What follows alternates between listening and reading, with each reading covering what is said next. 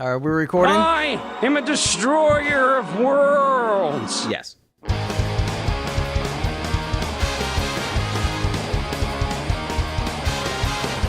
Hi, I'm Greg. I'm the lead singer for Lipstick. I'm Steve. I'm the bassist from Lipstick. And welcome to the Lipstick panel. Today on the Lipstick panel, we are actually talking about a new release, something relevant and current. Brand spanking new. That's right.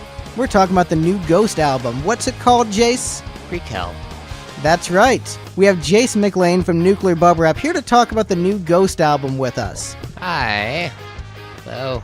So we're a glam rock band and a relatively obscure glam rock band talking about a very successful current theatrical band. So I'm just going to get this right out of the way for the listeners. Yes, go ahead, leave the comments about how jealous we are and how petty we are to talk about a band bigger than us.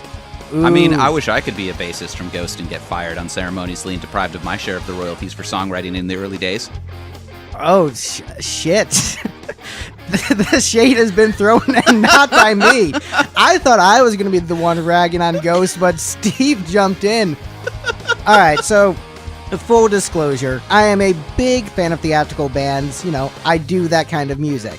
I love bands like Kiss and Alice Cooper. But here's the thing. I don't like bands like Gwar. The difference between Kiss and Gwar is that Kiss has good songs, Gwar does not. Being theatrical is not enough for me to care about your band. Just because you have cool visuals, that doesn't matter to me. The most important thing is, do you have good songs? Is the songwriting there? So that's why, people are like, how can you like this but not that? For me, it's purely based upon the music. If the music is there, I dig it. If it isn't, I don't. And so I think I've got the most to say about Ghost, but I'm going to go last and let the rest of the panel talk briefly about their history with the band, because I think I've got the most to say. Let's start with Steve and go with Jace and then end with me. We'll have a sandwich. Okay. So, Ghost is one of those bands I first heard about after their first album or so, I believe, and they were starting to build up a following, they were starting to get a lot of hype, and the metal press hated them. So that's how I heard about them, is basically all of the metal sites, Metal Sucks and things like that, posting articles like, Ghost isn't real metal, these guys suck, why are they so famous? And then I listened to one of their songs just out of idle curiosity, and it didn't really grab me. I was like, I have no horse in this fight, I don't care. And then a year or two later, they won a Grammy. And then suddenly everyone was like, yeah, Ghost representing metal, it's really great. And Metal Sucks was writing all these really glowing articles about it. I'm like, well, it's like nice about face, you guys. And then I listened to the song they won the Emmy for and was like, yeah, this is fine. This is an okay song. I wouldn't mind hearing it on the radio. It's not something I might go out of my way to listen to. And I've just sort of vaguely kept an eye on them since then, listening to most of the singles, saying, yeah, this is okay. This is kind of a neat video. If this video were done in the 90s or early 2000s, it probably would have had much more of a budget and been way cooler, but we got what we got. And then I listened to this album. And Jace, how about you? Let's see. I kind of discovered Ghost probably later than everyone else did. I mean, I had seen like pictures of them on the internet and stuff. And, I was always like, oh, well, that band looks interesting, but I didn't really give them any thought.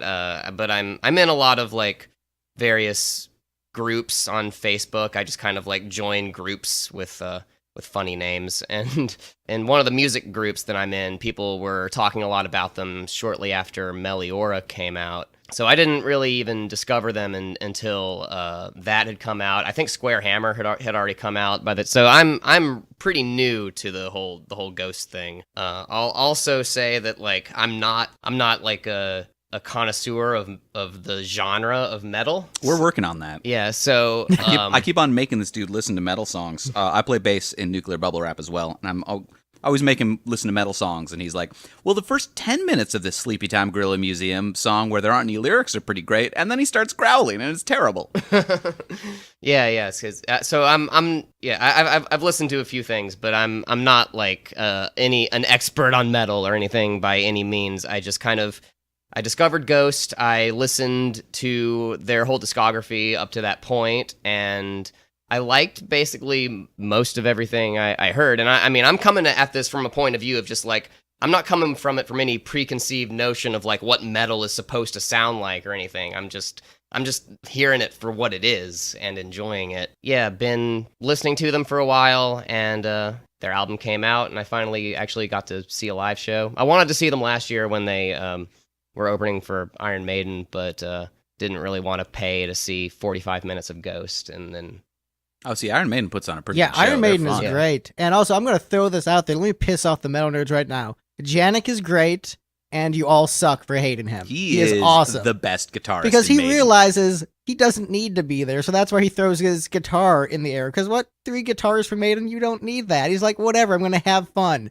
And they like him enough to keep him in the band. So everyone, chill out. Janik is great. Yeah. You know how all you metalheads really like the dude from Slipknot who just like hits a beer keg with a baseball bat? That's Janik's job. Right. He's the one who's like, do I need to play any notes here? Nah, I'm just gonna throw my guitar 15 feet in the air a couple times. And the angle that I'm coming from this at too is like, you know, I'm not a, you know, the conventional kind of stuff I listen to is like totally not in the realm of like what most Ghost fans are even listening to. Like I'm coming from this from an angle of like, I listen to Ween, I listen to They Might Be Giants, I listen to the Flaming Lips. Like I listen to just these like weird bands that just make weird songs for the sake of making weird songs. And I guess Ghost's appeal to me is just kind of, they're also just out there being wacky.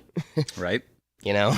All right. So as far as my musical tastes go, you know, my home base is dad rock, 70s and 80s, hard rock. So like your, you know, Thin Liz, everything between Thin Lizzy and Motley Crue is all fair game. But I've got varied tastes. You know, I'll get about as heavy as Megadeth, but I'll also listen to, you know, some R&B and soul like Al Green and Barry White. And I'll, you know, dig back into Chuck Berry and old blues guys. And I love a lot of pop. Hindsight is always 2020. You mentioned Megadeth. I had to use the one Megadeth drop I have. That's fair. And you're talking about old music. I'm going to say it was appropriate. 2 points for Steve. Yeah, 2 points for Steve. But, you know, I enjoy a lot of pop music, like, you know, Paula Abdul and stuff like that. So I've got varied tastes. And for me, once again, the most important thing is the song. I don't mind a band not being theatrical if their music is great. So I love Neil Young. And, you know, the dude puts on a good show, but he doesn't dress flashy or weird. Guy has great songs. I like a lot of the Kiss stuff where they didn't have the makeup on, and that's just good songs regardless of, you know, how they're looking on stage. So with Ghost, you know, my initial thoughts on Ghost were, okay, this band is blowing up, and they sort of reminded me of like the Nets' Lady Gaga. We're like, oh, this is theatrical, so everyone has to act like this is very cool and revolutionary. How is the music? Lady Gaga's music was okay pop music. It wasn't like anything revolutionary, but it wasn't bad. It's like, all right, yeah, it's a couple cool songs.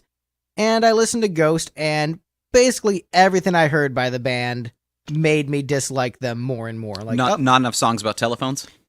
Not enough songs with decent hooks. I went back and before this episode listened to the entire discography again to see if I missed anything. I'm like, maybe I just didn't get it, and maybe, you know, the songwriting just got lost in the production. And I found of all the albums I listened to, 2 good songs. Body and Blood, I think, was okay, and Square Hammer. And then everything else was like, all right, this is... I remember you telling me He Is was good. I remember on Facebook you said He Is. All right. I listened to it again, and it didn't do anything for me, but maybe I was in a better mood. So I'll give you 3 songs out of 3 albums. So 1 song per album was okay before Current Ghost. And so I was expecting to listen to this album because Jace recommended it and just shit all over it. I'm like, all right, this band sucks. They're generic hipster rock with bad melodies and like some Scooby-Doo like instrumentation affectations. The songs aren't catchy for the most part. The melodies suck. The instrumentation sucks. This is a boring band that just took cool black metal imagery and just mixed it with your modern bland hipster music. And so everyone thinks it's great because it just sounds like every other hipster band, but it looks so cool and edgy. And they sing about Satan. It was just boring and predictable, and I didn't care. And so I was expecting this album to just be a piece of shit. To release the fucking fury. So I listened to it, and I put it on, and it starts with like a bunch of kids singing "Ring Around the Rosies" slowly and creepily, like, oh, how shocking! Gee, never heard this before. What an amazing band! I can see why everyone thinks this band is the greatest band of our generation. What a bunch of geniuses! And then Track 2 kicks in, and like, it's a pretty energetic drum beat, and I'm like, wait a minute, this is good guitar tone. Wait, this is a good riff. Wait, this is a good melody. Wait, hold on, these are good hooks. Wait, a rippin' solo? Wait, did I get the wrong CD? And, I am a guy who is all about giving bands additional chances. One of the reasons I, foolishly push Kiss on so many people is because that is a band that evolves and changes over the course of their career, where if you don't like one CD, there might be a Kiss CD you dig, because they change so much. And this is an example of a band changing direction and sounding very different than all of their previous efforts. And so I went and I, did a quick, Wikipedia search on Ghost and found out that the main dude, Tobias Forge, used to be in one of the bands that is one of my biggest musical influences, and I was completely shocked. So I'm gonna get like this. I apologize, this has taken a while, but I've got a lot to say about this. So there was a band that came out in the early 2000s called Crash Diet. Tobias from Ghost was a guitar player in it, and he went under the stage name Mary Gore, and that was a pun on a Thin Lizzy guitarist, Gary Moore. Crash Diet was a very important band because they were like the first hair metal band to get a record deal since the 80s. And it was a huge deal because they were taking this retro sound, but they modernized it, and it was edgier, it was grittier, they brought in a big punk element to it, and they single-handedly inspired an entire scene of musicians to look and sound like them. After Crash Diet broke, there were a million other bands in Sweden that all looked and sounded like Crash Diet. And because of how many of those bands there were, I decided to not have my glam band Lipstick do that. If I had been left to my own devices and didn't know there were a million other bands that looked and sounded like Crash Diet, I would have probably gone in that direction. But I saw, all these bands are doing the same thing. I need to do something different to differentiate myself. And it turns out that Tobias left Crash Diet before they got signed and went his own direction and did something different. He's like, I'm just going to do like bullshit hipster rock, make it as shitty as possible, still steal the theatrics from black metal and see if that will make us big. His decision turned out to be the right one. Mine, I'm still totally in obscurity because for me, it was more important that I kept the music, rooted in that style, but visually went, with bright colors and rainbows, and something was different because there are so many bands doing the creepy, let's look like demons thing. Like, I don't want to do that, and I don't want to just rip off Crash Diet. I want to do my own thing. So we both went different directions, but this album is him going back to his roots, and a lot of this album sounds like Crash Diet songs. In particular, Rats, that is just straight up just a Crash Diet song. The way it's arranged, the way it's played, the vocal affectations. I was shocked how much of this sounded like Crash Diet, and this band that I completely dismissed, completely hated, turns out connected to one of the most important bands in my life. And, I've said, to Steve in the past that don't completely hate a band because they probably worked with someone you like. And that is kind of the case here. However, like I said, long rant, apologies. This Tobias guy... All right, I'm done talking about this crappy song. That's a drop. That's not me. But I mean, it's a drop of you. That's fair. That is a drop of me. The thing about Tobias is looking at the history of Crash Diet, he and all the other band members quit and left the lead singer, main songwriter Dave, like high and dry. And it reminds me of where I've had lineups of Lipstick where, all the band members quit and it's just me and maybe one other person. Hi, that's Steve. And then, looking at the history of Crash Diet, a whole new lineup formed like 3 years later, and then they got their deal and became big. But, in classic rock and roll fashion, I think Dave Leppard, the Crash Diet singer, is part of the 27 Club. He committed suicide right before they were supposed to tour the US. And so it makes me sad because I thought this guy was a visionary and had a chance of bringing like a real important edge to music and was doing something very distinct and unique. And I was bummed that he didn't make it. And, I'm a guy who treats my bandmates well. I always give them proper credit. I pay them well. I try to be nice and incorporate them into songwriting. And then I see Tobias Forge, this dickhead who fires people willy-nilly, credits them as nameless ghouls to make himself the only important band member and everyone completely replaceable. And so maybe I took the wrong route of crediting people properly and trying to be a nice guy. He's clearly more successful than I am. But I'm going to say it right now. Even though I like this album, it made me very sad listening to it because this guy is big and going to be remembered in rock history, where Dave, the guy he was in a band with, is the guy I think should be remembered by rock history, wrote much better songs, had a much more important edge and message, and it was very sad listening to this album because how much of it just totally copped that early Crash Diet sound, which it's like, you're taking your dead bandmate's sound and, making it your new sound, and just, it struck me as disingenuous and bullshit.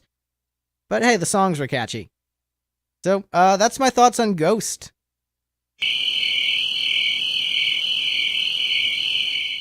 So, the least best song on Prequelle. The least best song are those two covers that no one gives a shit about. Yeah, It's I a didn't even Sin realize they were Avalanche. bonus tracks. I didn't rank them. They're bonus tracks. The Leonard Cohen one is pretty good, to be honest. And then It's a Sin's like, oh, a Pet Shop Boys cover. How shocking. More So- like Pet Shock Boys. Ew. It's funny because the Ghost fan base actually has it flipped. A lot of them think It's a Sin is the better one, and Of course. a lot of them dislike Avalanche. Although I liked Avalanche. I'm gonna toss this out there right now. This is a good album, but it kind of sounds like Crash Diet and all the other new wave of Swedish sleaze bands, or generic power metal ballads. So this isn't a distinct sounding album, but it is good. If you like the other three Ghost albums, I'm sorry, those suck. All right, moving on. Love you, Jace. The worst song on this album, I'm not even gonna say least best this time. We've got most worst. most worst. Hell, that whatever, the instrumental that starts with the H. Helvetesfonster? Yeah, that one. I don't know how to pronounce it. Yeah, I don't know. All right, so here's the thing. It's actually not bad. I don't think there's actually a bad track on this album. This is a really good album and is, sort of bringing the promise that Ghost actually is a rock band, a hard rock metal band. Like, they should be a black metal band based upon how they look. But at least you can argue this is a pop metal album as opposed to what the other stuff was, just, like I said, boring bullshit hipster rock with bad melodies. I think you just like it because all the songs are in major keys this time. No, first of all, they're not all in major keys. Second, sir, the main beef I have with the other Ghost albums is that just the melodies are bad. They're just poor melody choices throughout almost all of those songs. And as a guy who's really into melody, that's kind of my most important thing. I consider myself to be really into melody. I mean, I that's part of why I love like They Might Be Giants so much and the Flaming Lips so much. Well, those are good bands. Yeah, I think. Well, actually, this but is a good band. This is a good album. This is a very well done album. Taking my emotional connections out of it, it is a well done album and easily the best album they've done by a wide margin.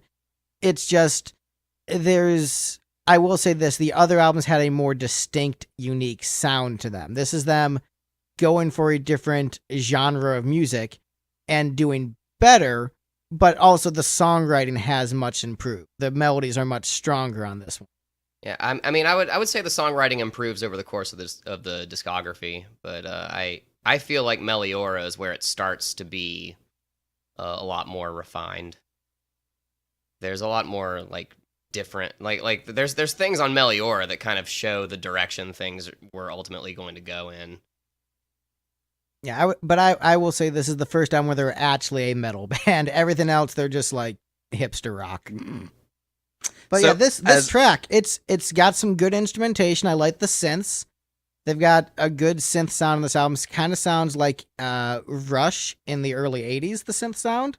So, plus for me. But the problem with this track, maybe it's sequencing, where there was a much better instrumental on the album, and this one is just like, all right, here's another instrumental. I'm not a big fan of when Ghost does instrumentals in general, and I get that, like, I think part of why they do instrumentals is so Tobias is able to go back and, like, change outfits or whatever.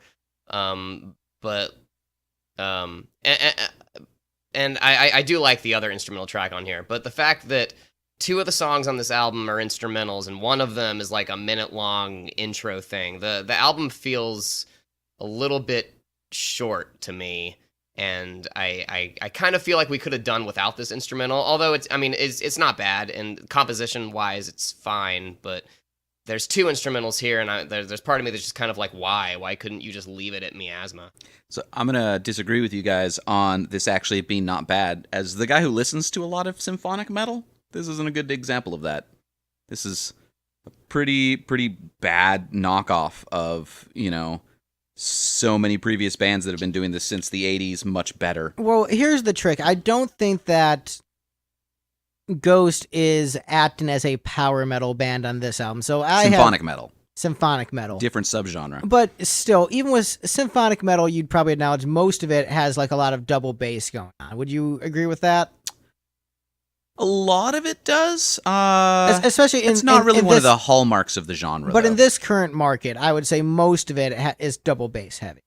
And so I think this album is it's basically a new wave of Sweetest Sleaze album. When you say double bass heavy, you're thinking like Amon Amarth kind of thing, right?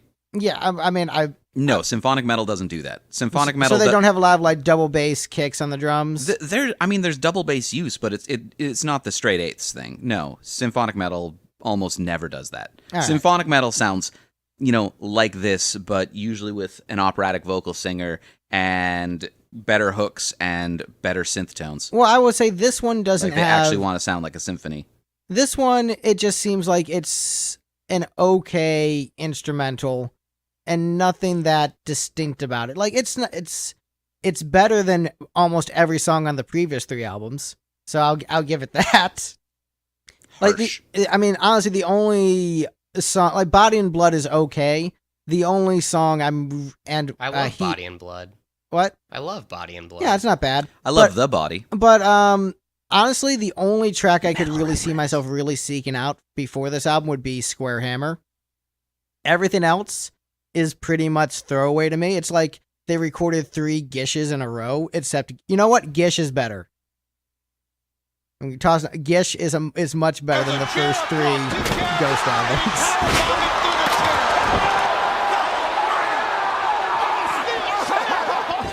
We have a chair jar, so anytime I mention Gish on the podcast, someone gets hit with a steel chair.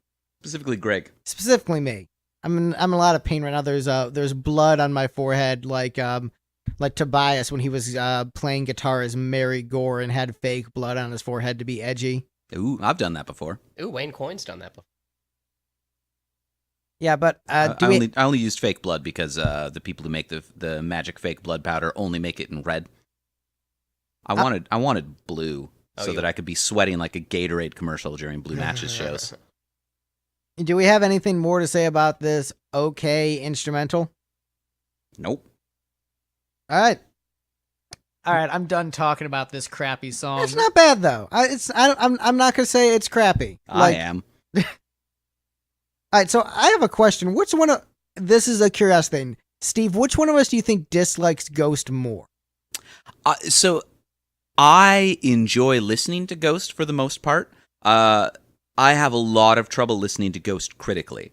This is one of those bands that I can listen to them and enjoy the music, but if I try to think about it, then I'm going to get caught up on like how cheesy it is. Like I listen to a lot of cheesy, over self-serious metal, and I feel like these guys just like they don't know what they're talking about. Like they don't have any respect for the source material that they're going from. They just sort of throw together a hodgepodge of references to Catholicism, some of them fairly obscure, and like whatever Latin phrases they can think of, and it doesn't actually make sense. Yeah, I would say for the first 3 Ghost albums, they were definitely just taking the imagery of metal and basically, do you want to call that cultural appropriation? You know, just taking the imagery from this genre of music. They're Swedish. It's not. They're allowed to use it. Yeah, and in fairness, like Tobias does have a history with, you know, metal bands. He was in black metal bands and also was in a hair metal band and then ended up in Ghost. So, I mean, he does have the credibility to take it.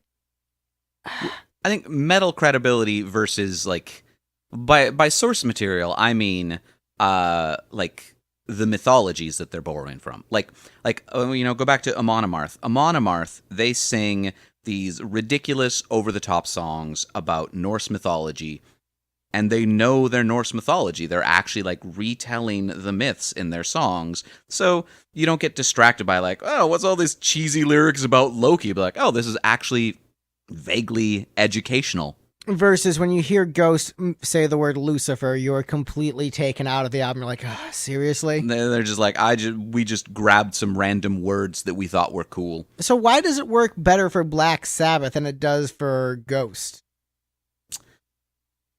Because we did the first Black Sabbath album recently on this show. Yeah. I think Black Sabbath is better about keeping it subtle. Like, they're not specifically referencing specific items from the mythology that they're pulling from so much. The way Ghost tends to do it is you can directly trace what they're talking about, compare it to the song title, compare it to the lyrics, and they're talking about it badly. Versus Black Sabbath, there's a lot more subtlety to those lyrics most of the time. And better hooks, typically. Yeah. All right, so I think we were talking about Ashes, I think. We hadn't gotten to Ashes All right, yet. well, that's what we're talking about. Speaking of generic and poorly done. Yeah. Like Ghost starting an album with a bunch of kids singing Ring Around the Rosie creepily. This is 2018. Right. And this is the most cliche song to have children singing creepily, because this song has always been creepy. It was a children's song about everybody dying from the plague. It was never a pleasant thing. Except for maybe briefly in the 80s before metal bands figured it out. Yeah, but I'll say this about Ashes. You know, it actually serves as a cool lead-in to the next track, which is Rats, which we'll get to later. But I mean, I kind of consider it to be part of Rats almost. And if you think about it, it's weird that it's separated. I think it makes sense because, like, what spread the plague? Yeah, rats. So at least that's like somewhat clever in that sense. Well, yeah, there's a number of tracks on the album that are referencing the plague and everything. It just seems to be a. So I'll give them, you know, at least they did it that way, like that. Something that makes sense and actually is a clever utilization of that. But man, a Ghost album starting with that, I think it puts a sour taste in your mouth, and there's not much going on musically to make it that exciting. Which is, I think that sort of thing is why it's not actually part of Rats, because Rats was the single, and you don't want the single starting with, an 80 seconds. Well, yeah, the instrumental build kind of thing. What Ashes was used for during the promotion cycle was actually they had a series of videos about the changeover from Papa 3 to Cardinal Copia, and where they hired these actors and they did these skits and stuff. And one of the things they posted they posted a thing on Easter Sunday that was the ghouls planting Easter eggs, and the Ashes was playing over the video. It makes sense. So this is a good track for, like, YouTube teaser videos. Yeah. Oh yeah, it is good for that. And here's also a bit of irony for me. I don't like the current look of the band, but I like the current music of the band. And the former look looked way more awesome, and that music was way worse. Yeah. So well, the Cardinal still has to earn his face paint. You see, Is he not wearing face paint right now? No. Oh. Wearing like a creepy looking mask or whatever. Well, yeah. Well, he's just he just kind of looks like a regular preacher dude. You ever see like the 90s Captain America movie with like a Red Skull with like his bad plastic surgery and slick black hair? Was that the Red Brown one? I don't know. But that's what this dude looks like on stage now. He looks like Red Skull from 90s Captain America. Yeah. But yeah, all right, Ashes. He has the creepy mustache. You know what? I'm done talking about this crappy song. All right, I'm done talking about this crappy song. All right, next up on the list, we have the dance pop single, Danse Macabre. Danse Macabre, yes. So, all right, I like this the most out of you guys. I figured you would. This is just straight up a pop tune. Yeah, it is, yeah. Like that's all this is. This is a hair metal dance. It's a danceable hair metal song. This is one of those songs. There are a few songs on this album that sound like they could have been Crash Diet songs. You could have just put them on a random Crash Diet album and they would have completely fit in. If this is one of them, this would have been, one of the poppier songs now, but it's still, big catchy hooks, fun to dance to, good guitar tones, which is something I never thought I'd say about Ghost listening to their previous material, is how good the guitars sound on a Ghost album. But this was another pleasant surprise for me. If this was an album, 10-song album, this would be the opening of side B. And it's a good way to start the second side. It's a cool tune. It is the opening of side B on the vinyl, yeah. All right, so you guys both hate dancing and rock, so tell me about why you hate this track. I mean, what? No, you go ahead, Jace. So this was this the second single released, I think? I wouldn't be surprised. Yeah, so I think my opinion of it's a little bit tainted by the horrible video that they put out. So I haven't seen the video. Yeah. I think I started watching the video for Rats. I'm like, you know what? I don't care. The video of Rats is like actually like a production. The video for Danse Macabre is literally they just like got a bunch of Instagram videos of Ghost fans dancing around and then slapped a video together, and it's just that is kinds of terrible. That's pretty terrible. Yeah, and it was just like, why would you like when you think of Ghost, you think of these like music videos that are either of them actually performing, or you have a video where they're doing like a conceptual thing with Papa or Cardinal or whatever. When I think of Ghost, I think of being put to shame by the Gregory brothers. When I think of Ghost, I think of really pretentious asshole fans who are upset with me if I don't love everything they do. I mean, I disagree about their fan base being pretentious. Like there's a lot of you aren't, and there's a lot of them who aren't. But I mean, many Ghost fans who just like have vitriol towards me. I'm just like, I don't think the songs are very good. I mean, they got a lot of their fan base from the metal community, and metalheads are the worst. Yeah, I mean, like I'm only in a Facebook group full of Ghost fans, but in general, they seem pretty chill. Well, I'll tell you this: I actually had to unfriend a bunch of people on my friends list because they were just getting very toxic about Ghost. Oh, really? And it's like the way that, I like Rick and Morty, but a lot of Rick and Morty fans are toxic. Yeah. A lot of, and Ghost fans, if you're listening, I'm not assuming that you're toxic if you like Ghost. So, calm down, hit the dislike button and, insult me in the comment section, but calm down. I don't think Fudge off, you fuck. I don't think that, hashtag not all Ghost fans.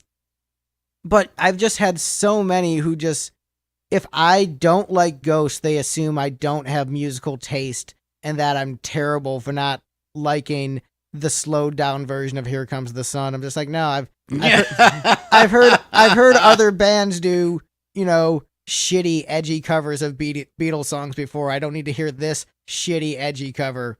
Or I saw their Enter Sandman cover recently, which they did do that recently, which was like the same thing. Like, we're gonna slow it down on piano. I'm like, oh yeah, okay, I don't care. We're gonna make this metal song spooky and a ballad. I'm like, I don't care. That isn't clever musically to me. And remember, I like this album. So all you haters, I am saying good things about this album. I enjoy it. But I do think, if this was the first Ghost album, I don't think they would have been successful. I think they had to do the bullshit hipster rock to become a hip, trendy band. I think if they just sounded like this off the bat, it's just like, oh, it's just another metal band from Europe, and I think this would not have been successful right off the bat. So maybe they had to start off with those there hipster are some albums people to get here. There are people who swear that the only good Ghost album is the first one, and that after that everything is sissy music. So there's a lot of that. So my take on Danse Macabre is, so the single song that really broke Ghost to the mainstream was Square Hammer, which, if you go back and listen to the old Subvision discography, his alt-rock band prior to this one, that one's a repurposed Subvision song. Yes. Very clearly, like, you listen to the bass line of the one song, like, oh, that's Square Hammer. Oh. So I listened to this one, and, there was nothing at all spooky in the lyrics, and there was the line, "Wanna bewitch you." Bewitch you. This is just like a straight-up four-on-the-floor pop rock dance song. I was like, this is repurposed from one of his old bands. Maybe Subvision, and maybe Crash Diet, but this is definitely an old song that he just tweaked slightly and put on a Ghost album. Yeah. And, finding out that that's the single, makes it even worse. Second single. It was a single, though, which means it was just like he threw a random dance pop song that had lying around and was like, I've got this theme as an important shtick in the band, but I don't really care. So my thing is, a good song is a good song. If you, Steve, have a good song that's been, gathering dust for 10 plus years, perhaps a concept album gathering dust for 10 plus years, and then you finally put it out, does that take away the validity of the art? I mean, if I throw random songs in that don't match the concept, I think it ruins the flow of the art. But I think here's the thing. Ghost, I think everyone has always known the concept is bullshit. Yeah. They're a pop band who has a bunch of shitty songs and now have started to do good songs with actual pop hooks. But this one, they didn't even try to match it to the shtick of the band. They tried at a bare minimum level. And as a guy who likes Kiss, they didn't try at all with this song. Yeah, they didn't really try. But I'm fine with it because, hey, whatever, you gave it a kind of spooky title, and that's as much as you're gonna put effort into it. I'd rather have a good song where you're barely doing the shtick than go full on for the shtick and have the song be a piece of garbage. For me, I'm refreshed that they finally started doing good songs. That's all I care about. I don't care about the shtick. Ooh, you're an evil Catholic ghost. Ooh, so edgy. All right, that might have been edgy if I was 12. But come age 13, my balls would have dropped, and I'd realize that I don't care. The edgy thing is where there's a lot of clash here, because me and a lot of Ghost fans don't see it as them being edgy. They're being I see it as them being wacky, and they're being silly on purpose.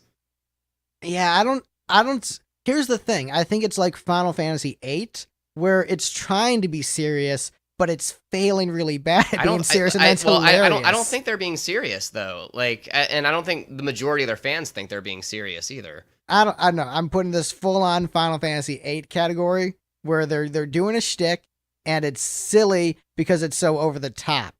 But they aren't doing it there's a slight wink. I will say. I mean, the promo videos before this album came out, there are genuinely they're almost like comedy bits in these promo videos they were doing. I would say the band does have a sense of humor, but I think they played kazoo on their second album tour. I don't know. I don't think they're completely goofy. I think there's a bit. I think they want the shtick to be taken somewhat seriously. Sure, but I think there always has been kind of a wink, wink, nudge, nudge. It's all kind of silly. Well, that's I think it's with Alice Cooper, where he does think wink, wink, nudge, nudge. Some of this is silly, but also some of it is meant to genuinely, creep you out and make you uncomfortable. Sure. And so I think that's kind of in a Halloween kind of way. I think it's sure. the same thing, except they're less successful with it. Is my thoughts on it.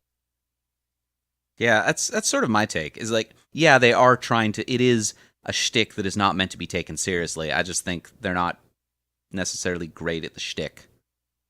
Like the K-fob, you gotta keep if you're gonna do the K-fob thing, you gotta do it all the time. And yes, obviously they had to break K-fob for legal reasons because the rest of the band sued Tobias. But like part of maintaining K-fob as much as possible is, I'm probably pronouncing that wrong too, to annoy all. I hope we don't have any wrestling fans. Now they're all mad at us after that Fozzy episode. But yeah, part of maintaining that is that like you don't have songs like this that just break the shtick. Like, you gotta keep with it all the time. I don't think it breaks the shtick enough. I think it's just Ghost was already not caring about the shtick so much, where to me it isn't outside the box enough. It's like, all right, whatever. Like we acknowledge we're just making pop music. Like they were never really a metal band. They were a shitty pop band.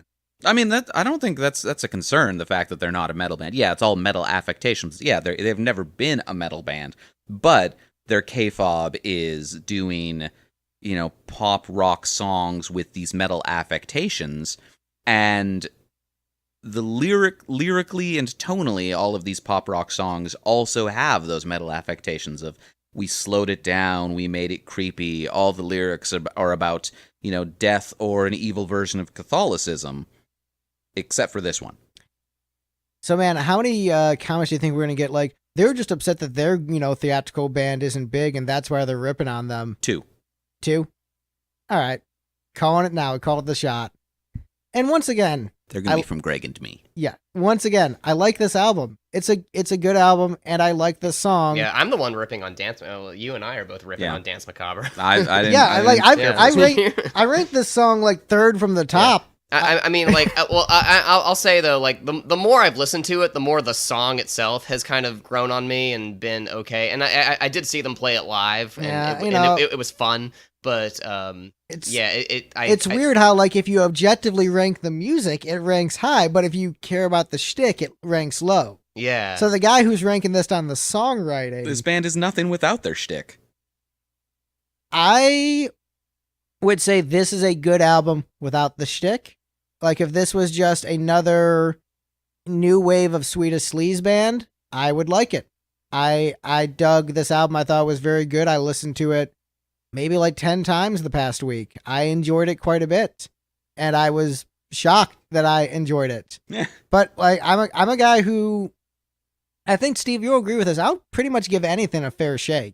Yeah, generally. Like a band that I hated 3 albums of, and then listen to this with a relatively open mind and have to admit it's good, even though I think Tobias is a dick the way he treats his bandmates, and I don't like him exploiting, the Dave Crash Diet sound, and I find it, disheartening, and this album made me very sad to listen to as he exploited that sound. 10 times. It made me sad, but it was still good, and I was very conflicted listening to this record, and that is something to say about it. This is, in recent memory, the most emotionally impactful album I've listened to in a long time, where it affected me on a deep level, and I'm still processing all the different layers of it. And also, the thing to think about is, Steve and I have talked about in the past how when I'm 30, I'm going to quote unquote retire from music and focus on my writing career. This dude is 37 and at his peak right now. So yeah, he did a recent interview about how surreal he thinks that is.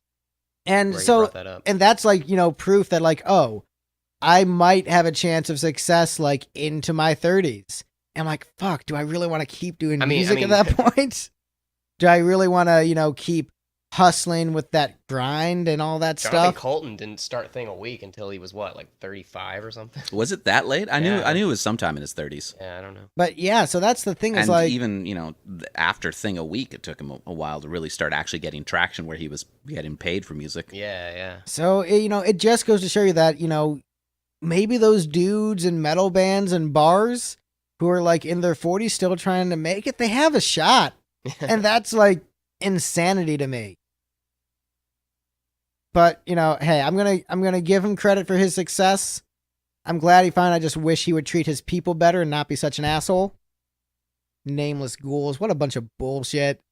I mean, I get that. It's part of the shtick. It's kind of cool. Well, no, it's but just so long as he needs to pay them correctly. Well, no, he's but also calling them nameless ghouls, but he's the only one who has a name.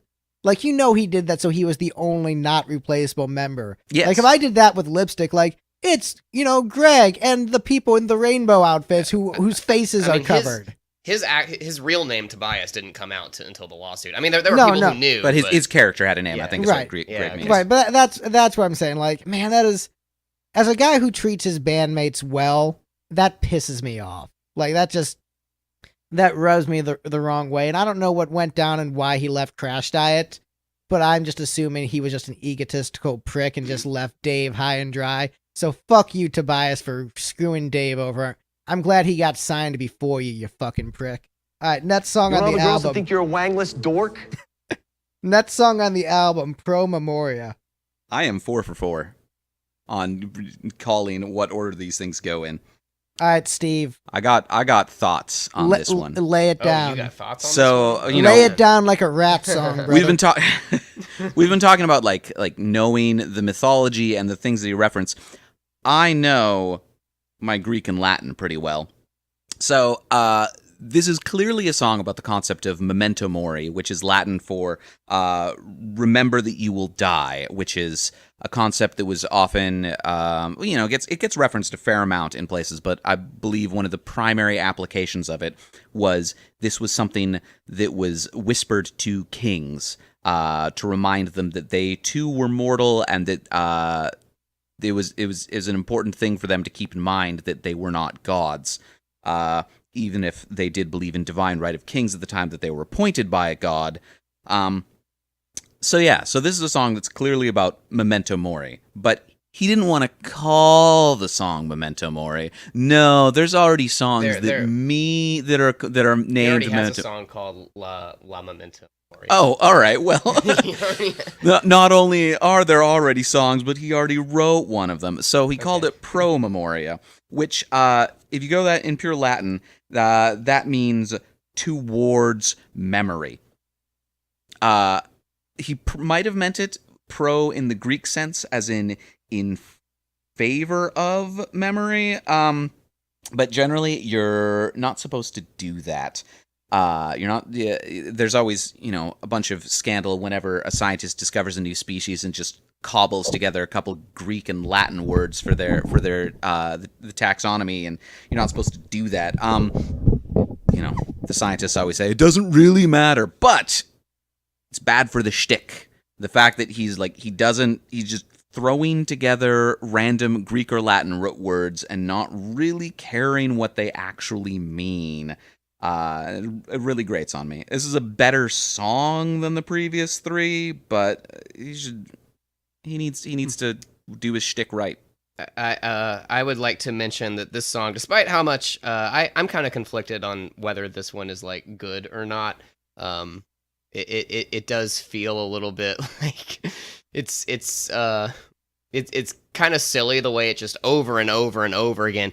Don't you forget about dying. Don't you forget about your friend death. Like, just over and over and over. The silliest part for me is the opening lines about Lucifer. Yeah. It's like my eyes rolled when I first heard it, but I would admit this song made me very sad, and I think it's because I was reflecting on the whole Dave Leppard from Crash Diet thing, and thinking about how much of this album copped the Crash Diet sound, and how Dave is dead, and just like this made me sad. Everyone is dead, Dave. Yes. Well, Yes. This song had a deeper impact on that level for you. right. Don't you forget I outlived Dave. And so here's the thing. About my friend Dave. And so, like, those parts were reflective and actually, touched me on a deep level. But also that opening line about Lucifer was so shitty. And so It's funny because there were a lot of Ghost fans who complained that there weren't enough references to Satan on this album. Needs more Satan. Man, I just can't be bothered to care. But I wanted to say though, some excellent memes came out of the Ghost community from this song.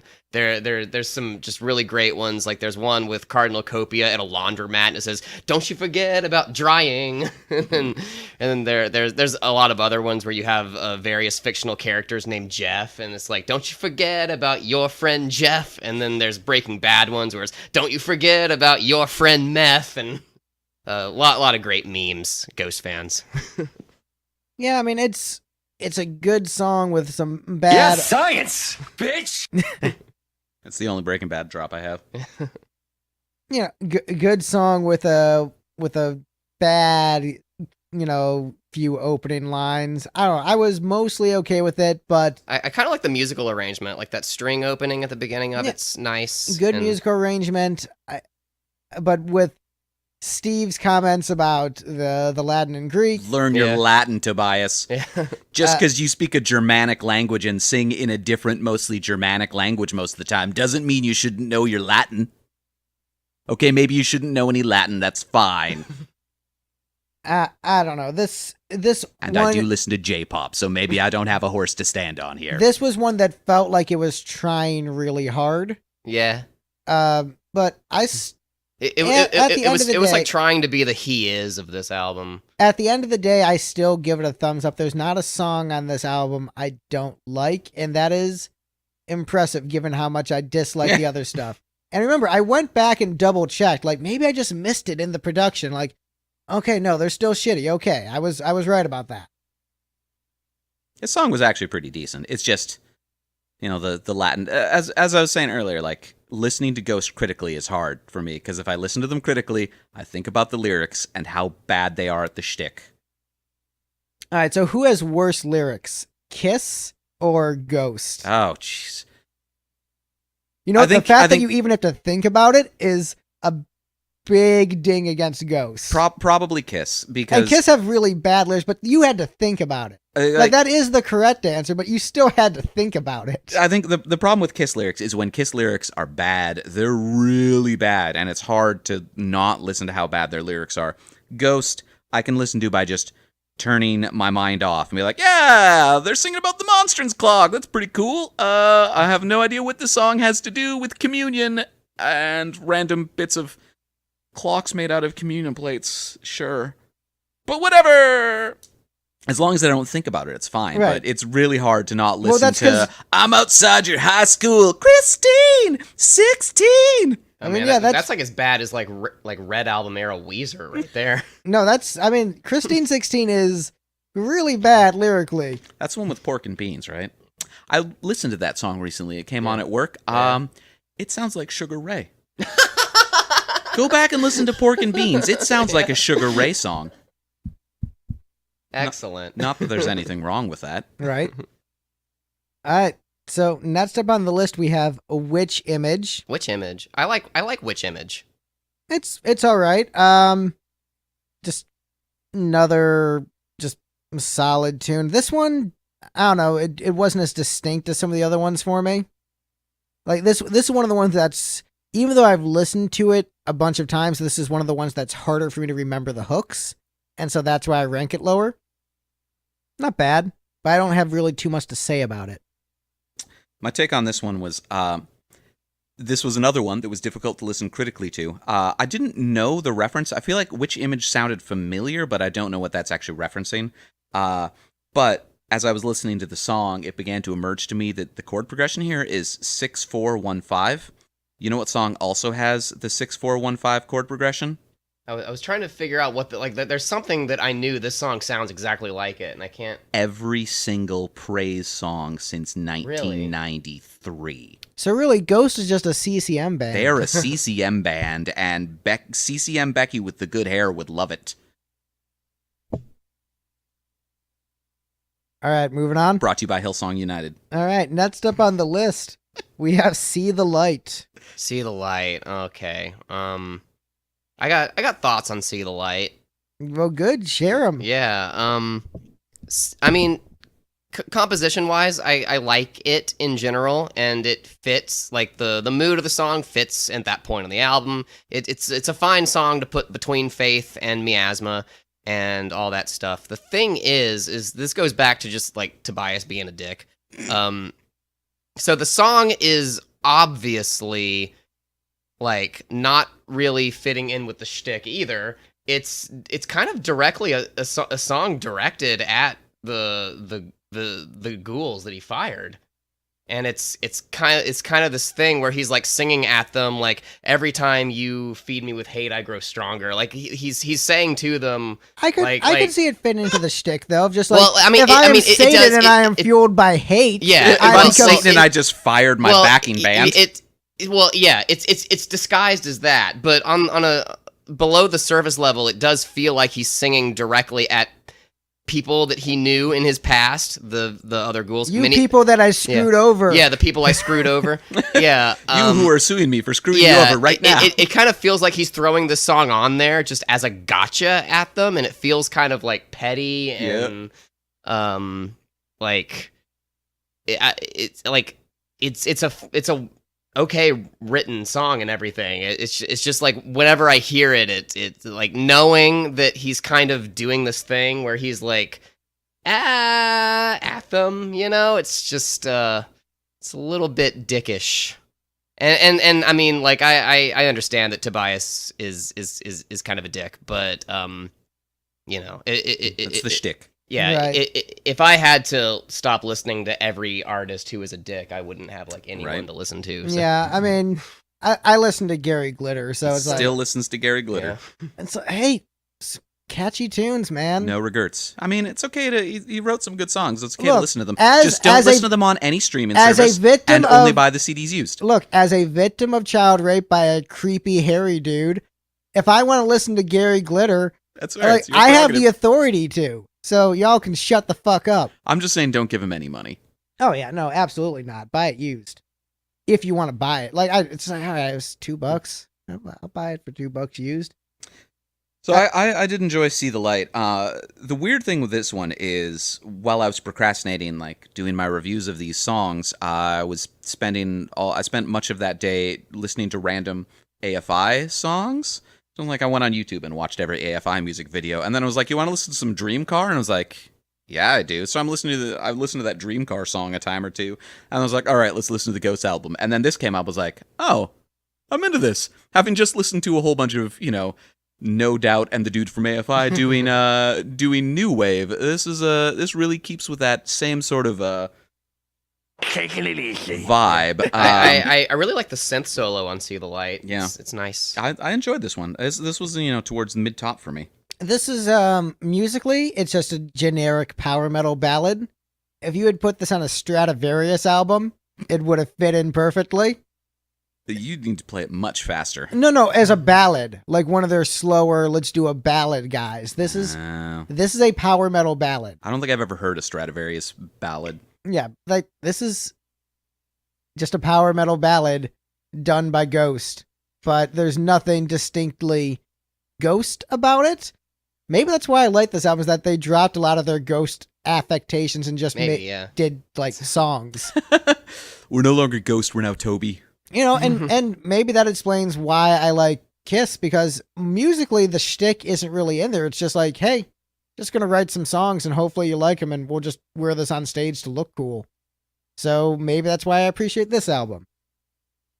But Next Up on the list is I think is kind of one of the weaker songs, and you guys ranked pretty high.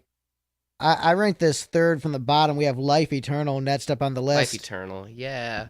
I like it as a closing track. In fact, as far as Ghost closing tracks go, I think I like this one the second most, right behind Monstrance Clock. I like that one quite a bit, but it's a pleasant listen. Like I think Life Eternal is just kind of like a pretty sounding song. It could have used a guitar solo at the end, but that's my problem with this track is that it's cool in concept, but not as cool musically, like the band. Ooh, harsh. Like this, I really like the idea and I like the lyrics, but the melodies just weren't as great. The hooks just weren't there as much for me. It's like I still enjoyed it. Like Let's- it's one of my favorite melodies on the album, really. I just find it to be kind of it's all right. See, what I liked about this one was it seemed really dense conceptually. Like, there were a lot of things going on and a lot of changes, but it was still a really tightly edited song. Like, this is the sort of thing that a lot of Greg and my favorite artists, if this was a Steinman song, he would have had to have gone for 12 or 14 minutes to get this many ideas into the song. And they did it in 3.5 minutes, and I thought they kept it clipping along at a good pace, and just, yeah, it worked really well for me. Maybe that's why it didn't work for me. Yeah, you needed it to be 10 plus minutes long. Perhaps, and maybe I needed time to let those different hooks sink in. Yeah, I think. But if you keep switching it up, I don't have time to appreciate it. So like, all right, here's a melody, and you're not using that melody anymore. You're onto a different melody, and then you're onto a different melody. And I like time to savor it, sink my teeth in. And if it just keeps moving, it doesn't work for me as well. Yeah, I think if they did a 10-minute arrangement of this song, that would probably work. Yeah. But I think as an album closer, 3.5 really worked for me. I don't know. Just like I said, I like it conceptually, but I can't really remember what it sounds like melody wise. I can remember the vibe of it, but I can't picture it in my head after 10 plus listens. And so that's not a good sign. You only listened to it for 30 minutes. You needed to listen to it for 100 minutes. Exactly. Next up on the list, we have Faith, aka another Crash Diet song. Faith is my favorite song on the record. It's I really like psychedelic music, and Faith is one of the Ghost songs that I find kind of psychedelic-y in nature. It's a metal song. What are you talking about? Yeah. I don't understand. Explain. Just the Metal and the- psychedelic come from very much the same place, you guys. I don't know if Yeah. you're aware of this, I but mean- like basically the same bands established all of the bass line for both metal and Yeah. psychedelic. Oh no, Yeah, I like, understand. I- I understand, but like they went on different branching paths. Do you take the left path, I mean, or do you take the right path? You get to two different songs that way, Steve. a lot of metal is psychedelic. So like, By the way, Metal took- which two yeah. Regdar songs were that? When you take the left path or the right path? that was, I think, Demon Man and the Terror is where you have the. No, it wasn't the Terror then. You don't jump to the Terror from that. Oh, I thought maybe you did. Because you go to the castle on one of the paths, right? I have to go back and look at that strategy guide I made. I really thought it was the Terror. You go to the castle in one of the paths, and that takes you to the Terror, and you go to the town, and that takes you to Demon Man. We'll have to look at it. We're referencing a Choose Your Own Adventure concept album that Steve made years ago, which is better than any Ghost album. Except we don't use the word "choose your own adventure" because that's a trademark. Right. Branching Path Adventure right. album. but anyway, Faith. Faith. I don't have anything to really say on this song. I mean, it's a decent rock song. Like, yeah, good hooks, good melody, and it's built mainly around a kind of heavy guitar riff, which once again threw me off listening to Ghost, who, I'm actually going to give Tobias a little bit of credit. He hired better bandmates. Ooh. They sound a lot better, so the dudes he hired play way better than those other schmucks. Well, I don't know the extent of how much it's him versus other people in the band, but I do know that on all of the records, Tobias has played some amount of guitar, although I don't know the extent well, maybe of it's a exactly good what. thing he left Crash Diet. Yeah. Harsh. All right, any other comments on Faith? Yeah, I just want to say that I really, really like the part where he does the growling and then does this like really stupid laugh where he's like like right at the end of it. Spooky. Because I thought it was funny. Yeah, if this was on a Crash Diet album, which it would fit, this would be one of the cheesier songs. I'm like, oh, all right, well, still cool, I guess. Keep the momentum going. All right, but now we're on to the second best song on the album, and my personal favorite, We have Rats coming in at number 2. Rats. I liked that part. Yeah. No, this is a Crash Diet song in every way. Those vocal hooks, Crash Diet, the guitar tone, Crash Diet, even the way he says rats, that's something that Dave did on the first Crash Diet album. Really? Yeah. Like, they're straight up, this is... A Crash Diet cover. You know, and I wonder if it was intentional at all, how much of the Crash Diet sound he copped, or how much of it was just him reverting back to his roots and where he started musically. It's hard to tell. But like I said, when I first heard this, I was thrown off by how good it was. Like, wait, hold on, this is Ghost. I was expecting a really shitty album, and this is a really great rock tune. Well, this was the first single, right? Yes. I feel like this is a band that, like, they want to be album-oriented rock, but you can tell, like, the single tends to be the standout song. Yeah, and like Square Hammer, I feel like was so much better than anything else on that album. Well, that was an EP That was full on of an EP. covers and then Square Hammer. So of course it was better than everything Well, yeah, else. it kind of felt like it was like they wrote one more song after they finished Meliora, and they were like, oh shit, put it on the cover EP.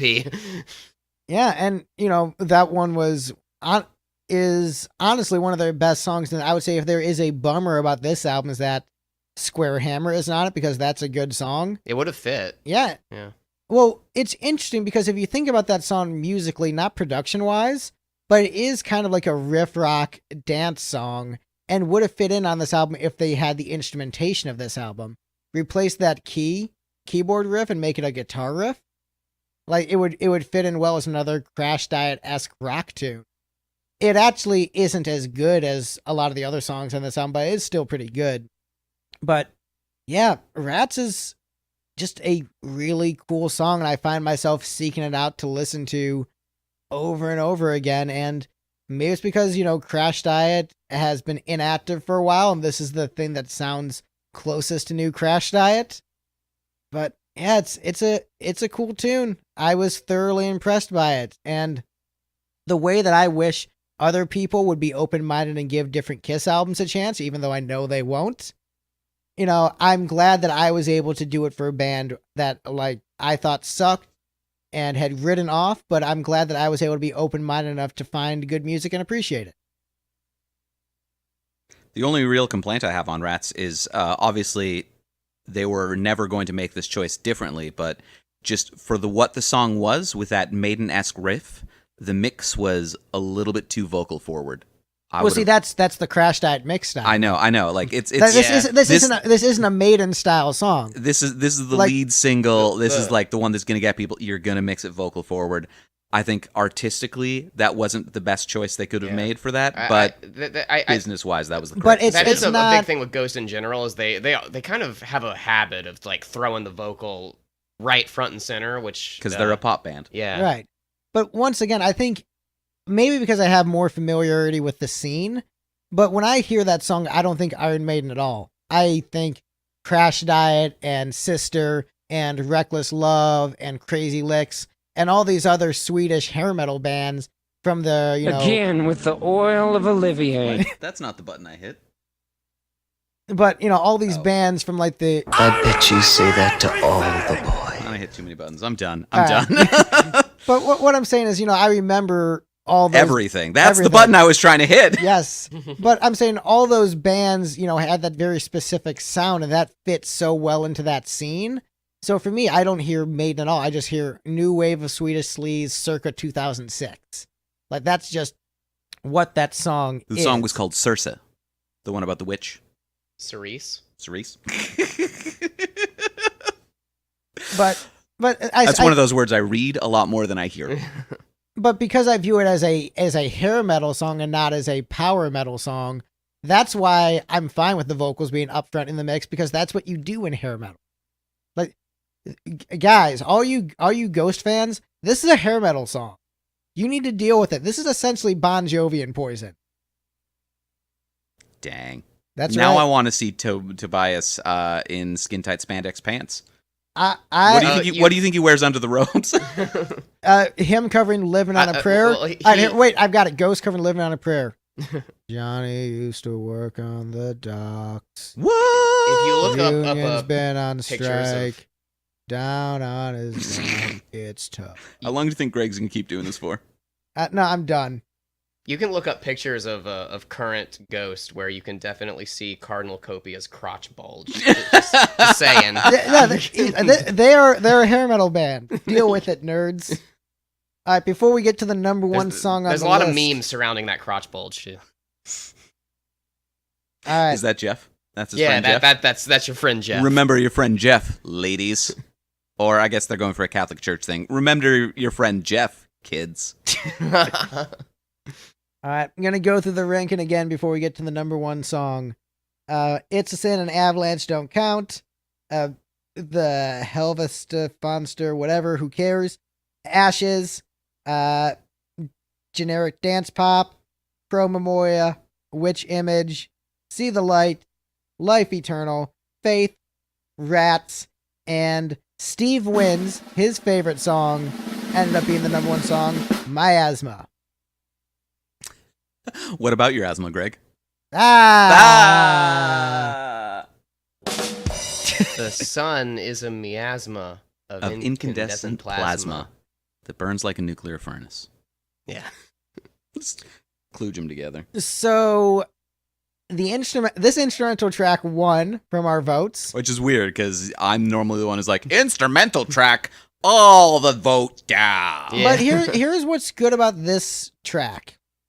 This is a track that the longer you listen to it, the better it gets. Yeah. It keeps It builds. It keeps building. There's a good melody. Like it keeps getting better. And then that saxophone. Right? Just out of nowhere. Out of nowhere. And the thing is, Steve knows my reaction to saxophone, where I will often just shout at saxophone players that I want to have their children. It's true. I've seen him do it. Like, just if someone's playing saxophone well, and it's the funny thing about the saxophone solo is that in the show, what happens is you have during Miasma, obviously this is a portion where Tobias is going out and changing into another robe. Mm-hmm. But what's going on is you have these nuns that escort Papa Nil or Papa Zero out onto stage, and he's like the father of all three papas. And he comes out there with his saxophone, and this guy is just an actor. He's not actually playing the saxophone solo, but he's miming it, and it's just a little funny bit they do. Oh, what? So the Ghosts don't have their musicians playing the stuff live? What Ghost plays to track? I never would have expected No that. way! I thought they were full of musical integrity. A modern band that plays at the arena level was lip syncing to anything. No. But I'll say, man, that sax solo was hot, and it made me realize how many musical influences I probably share with this dude, even though I think the guy's a total dick, and I wouldn't want to hang out with him most likely, and, you know, if I engaged in any kind of business arrangements with him, he'd pull a Vinnie Vincent on me and screw me over. See, like, he's like, I've listened But to a man, lot of... dude, this is good. This is a badass tune. I've listened to a lot of interviews with Tobias, and like the weird thing is he sounds like such a chill, down to earth guy when like he's just talking. But you hear a lot of shady things about his business practices. Shady business practice. Shady business. Man, I really want him to be in a band with Vinnie Vincent right now. Like, just the volatility of that lineup would be amazing. And also Vinny's like ridiculous shred guitar. Yeah. That would be, it won't ever happen. But man, the parallel universe where that happens. So the I wanna question is, visit it. who's drumming for this band? Lars or Meg White? Well, the thing is, you need someone who's good. Like, Vinny is a good guitar player who doesn't know restraint. Tobias, it's hard to gauge his musical ability, but He knows restraint. yeah, he knows restraint. Out of that, or he's just pretty mediocre. Probably more the mediocre. But I'm trying to think of just like volatility of like a lineup that would just implode. So like the biggest asshole drummer you can think of and the biggest asshole bassist. Okay, so we got Gene Simmons on bass. Now we gotta think of the drummer. Probably Lars. Lars. What a band. What a band. You know what? Yeah, I'd pay $60 to see that band at an arena. Yeah. I also really like how in like the middle of Miasma, it starts to sound like a video game soundtrack. Right? It does. That was my take. So I love Yeah. chiptunes. I was saying that, usually instrumentals will get kicked straight to the bottom of a list. You know, the one band who I will listen to instrumentals by all day? Machine Supremacy. You know who this song sounded like? Machine Supremacy. Although, kind of like, if Starship covered Machine Supremacy with some of those tones, they weren't as chiptunesy as they should have been. Also, there's a bit before right before the saxophone solo kicks in, you get like the riff from the guitar solo of "Beat It" by Michael Jackson, just like thrown in there. So wait, if the saxophone solo is done by Papa Nil, you said? Yeah. Who is the father of all of the other Papas. Is he also the father of Papa Roach?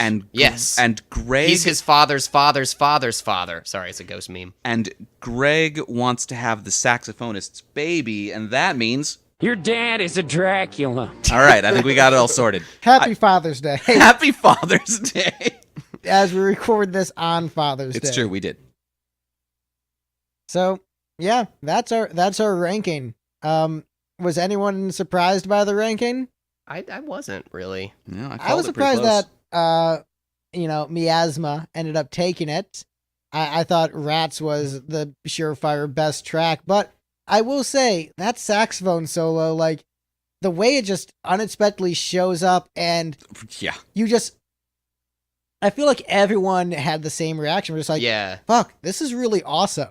Yeah. And like, with Rats, it was good, but I didn't have the absolute shock of just like, fuck, I wasn't expecting badass saxophone here. Well, see, like that saxophone solo is a little reminiscent of why I like that cover of Missionary Man, because there's a moment in that track where like it's the moment where you would expect a guitar solo, but it's this really, really obnoxious, distorted harmonica.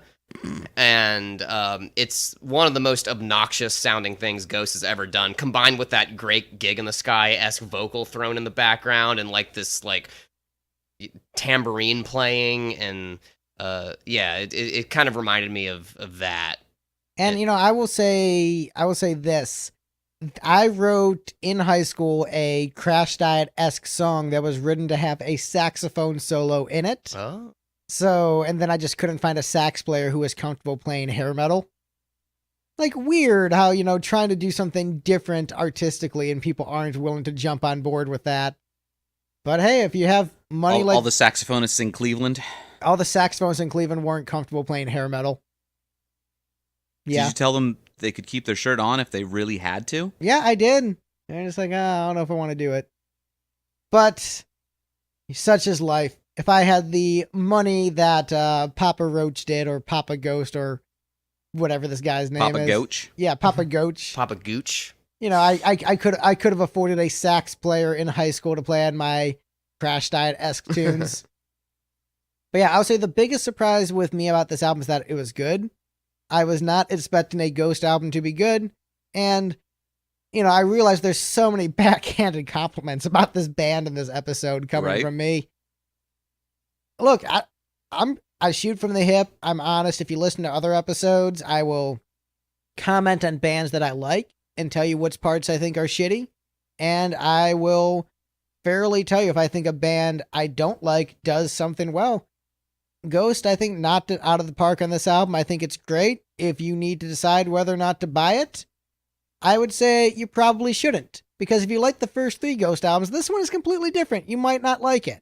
Well, yeah, I mean, I feel like we should defer to the Ghost fans' opinion on that. The general fan base opinion on it is like people generally like it. Like I haven't really seen any fans that are like, oh, it doesn't sound as dark as the other albums. Like I'm not really seeing much of that. The guitars are louder. I feel so betrayed. I came here for spooky Scooby-Doo chase music, and I received rock. It sounds very different. Like the melodies are way stronger on this album than anything previously.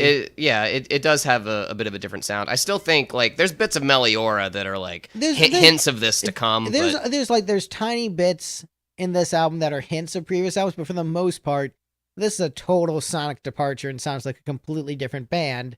Probably because it is. Yeah, it technically is. Mostly a completely different band. But I think Tobias is like Like the current iteration of the Ghost live show is a lot more glammy than, spooky. It's Yeah. he's up there doing hip thrusts and he's like, and I will say this, I have no problem with the spooky direction. I just wish the songs were better on the spooky albums. If they did the same, if they were sonically the same but just had better songwriting, I would have been fine with it. It's just, oh, look, they happen to do the genre of music I like at the same time as writing better songs. I guess I like this a lot. Yeah. I mean, I still like, songs that they've done in the past. I don't really find issues with them. I like 3 of them, according to you. I'm sure if I listen to He Is again, I'll probably say it's okay. So that's 3 songs out of, 3 albums and an EP? So 2 EPs. 2 EPs. Okay, so 3 songs out of 5 releases. Solid. It's not a great spread. Not a great batting average. Oh, come on! You don't even like Monstrance Clock? Everyone likes Monstrance Clock. I don't even remember that. I don't remember how that one goes. I thought it was okay. Come together as one. Oh yeah. That was pretty good. All right. Well, I think we're done. Does anyone else have any? I'm done talking about this crappy song. There we go. Jace, where can we find you on the internet? You can go to nuclearbubblewrap.com or our Facebook page, Nuclear Bubble Wrap. We do psychedelic rock with a sense of humor.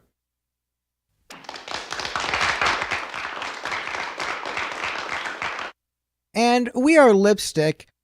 Sonically, we're actually pretty similar to a lot of this album, but, we're not spooky. So if you like the spooky gimmick, you're not going to find it here.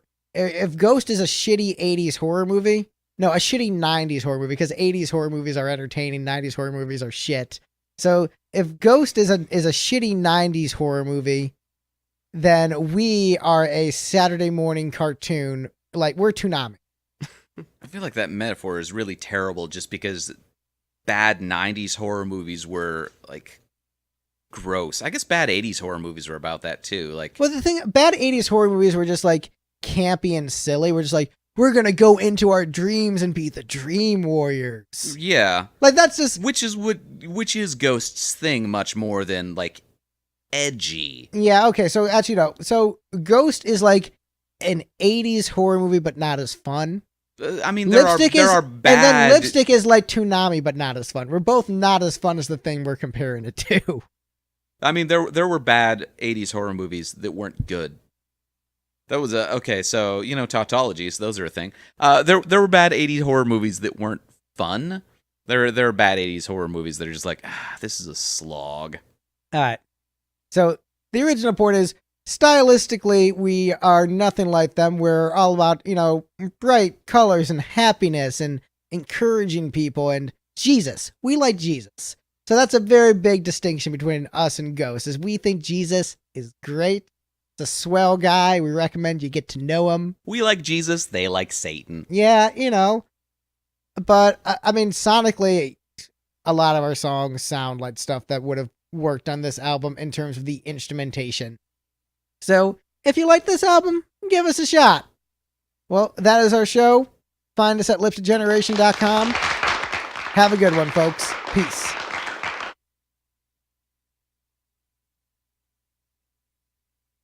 We did it.